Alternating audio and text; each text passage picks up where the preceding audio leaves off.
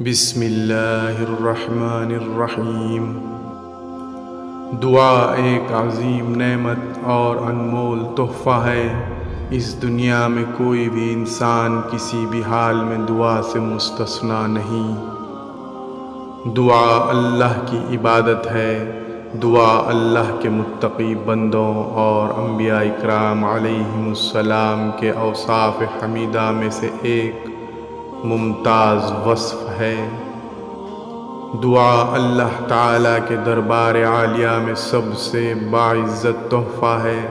اللہ کے نبی صلی اللہ علیہ وسلم نے ارشاد فرمایا، لیس شیء اکرم علی اللہ عز وجل من الدعاء۔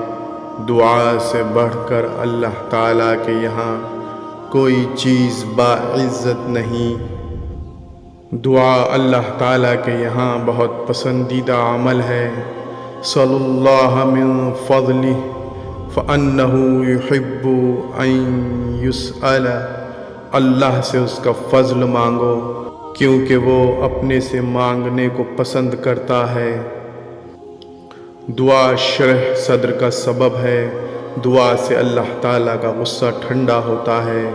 دعا اللہ تعالیٰ پر بھروسے کی گائیڈ لائن ہے۔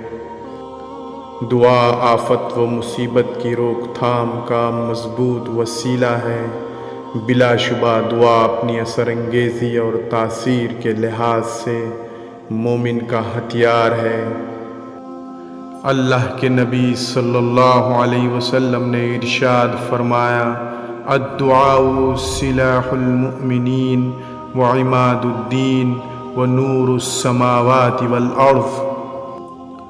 دعا مومن کا ہتھیار، دین کا ستون اور آسمان و زمین کی روشنی ہے۔ اللہ نے اپنے بندوں کو دعا کی تاکید کی ہے، اس کی قبولیت کا وعدہ کیا ہے، نیز اس پر انبیاء اکرام علیہم السلام اور رسولوں کی تعریف کی ہے۔ اللہ کا ارشاد ہے، انہم کانوا یسارعون فی الخیرات ویدعوننا رغبا ورہبا وکانوا لنا خاشعین۔ بے شک وہ سب نیک کاموں میں جلدی کرنے والے تھے اور وہ ہمیں امید اور خوف سے پکارتے تھے، اور وہ ہمارے سامنے عاجزی کرنے والے تھے۔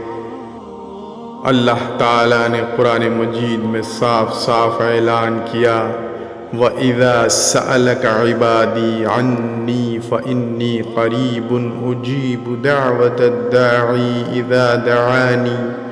جب میرے بندے میرے بارے میں دریافت کریں تو میں قریب ہوں۔ دعا کرنے والا جب مجھ سے مانگتا ہے تو میں اس کی دعا قبول کرتا ہوں۔ یقیناً یہ اللہ کا فضل و کرم ہی ہے کہ بندے کے ہر عمل سے بے نیازی کے باوجود وہ اپنے ہی سے مانگنے کا حکم کرتا ہے۔ یا ایھا الناس انتم الفقراء الی اللہ واللہ ھو الغنی الحمید۔ اے لوگو، تم اللہ تعالیٰ کے محتاج ہو اور اللہ تعالیٰ بے نیاز بڑی تعریف والا ہے۔ حدیث قدسی میں آپ صلی اللہ علیہ وسلم نے ارشاد فرمایا، کلکم ضال الا من ہدیتہ فاستہدونی اہدکم یا عبادی۔ کلکم جائع الا من اطعمتہ فاستطعمونی اطعمکم۔ یا عبادی انکم تخطئون باللیل والنہار وانا اغفر الذنوب جمیعا فاستغفرونی اغفر لکم۔ اے میرے بندو، تم بے راہ ہو جب تک میں تمہیں ہدایت نہ دوں، لہٰذا تم مجھ سے ہدایت طلب کرو، میں تمہیں ہدایت دوں گا۔ اے میرے بندو، تم سب بھوکے ہو سوائے اس شخص کے جسے میں کھلاؤں، لہٰذا تم مجھ سے کھانا مانگو، میں تمہیں کھلاؤں گا۔ اے میرے بندو، تم رات اور دن غلطیوں کا ارتکاب کرتے ہو اور میں تمام گناہوں کو بخشنے والا ہوں، لہٰذا تم مجھ سے مغفرت طلب کرو، میں بخشش کرنے والا ہوں۔ علماء نے لکھا ہے کہ خوشحالی ہو یا بدحالی، ہر حال میں اللہ تعالیٰ سے مانگنا چاہیے۔ اللہ تعالیٰ دونوں حالتوں میں یاد کرنے والوں سے محبت کرتا ہے اور اس کو نوازتا ہے۔ اس کی بہترین مثال حضرت یونس علیہ السلام ہے کہ ہمیشہ اللہ تعالیٰ کو یاد کرتے تھے، اس کی تسبیح و تحمید کیا کرتے تھے اور انہیں اللہ تعالیٰ کی ذات پر کامل اعتماد تھا۔ چنانچہ جب مچھلی کے پیٹ میں بند ہو گئے، اس حال میں بھی اللہ تعالیٰ کو یاد کیا، لا الہ الا انت سبحانک انی کنت من الظالمین۔